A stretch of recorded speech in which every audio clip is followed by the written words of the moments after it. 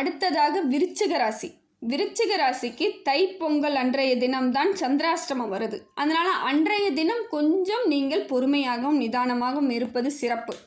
ஏன்னா சந்திராஷ்டமம் எப்படியா இருந்தாலும் அதனோட கூர்மை நமக்கு கொஞ்சம் துன்பத்தை தான் ஏற்படுத்தும். நல்ல நாள் அதுவுமா நாம் எதுவும் பேசாமல் அமைதியாக இருந்துட்டா அன்றைய தினம் எல்லாருக்கும் சிறப்பாக இருக்கும், நமக்கும் சிறப்பாக இருக்கும். கொஞ்சம் கோபத்தை குறைத்து கொள்ளுங்கள். பக்கத்தில் இருக்கிறவங்ககிட்ட தேவையில்லாமல் பேசாதீங்க. உங்களோட விஷயங்களை மற்றவங்கக்கிட்ட பேசாதீங்க. மற்றவங்களோட விஷயத்தை காது கொடுத்து கேட்காதீங்க. அன்றைய தினம் மட்டும் கொஞ்சம் பொறுமையை கடைப்பிடிப்பது சிறந்த ஒன்று.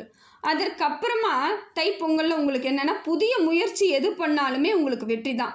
ரொம்ப சிறப்பாக தான் இருக்குது. ஆனால் உங்களுக்கு சந்திராசிரமம் அந்த தினத்தில் வர்றதுனால கொஞ்சம் நிதானத்தை கடைப்பிடிப்பது சிறந்தது.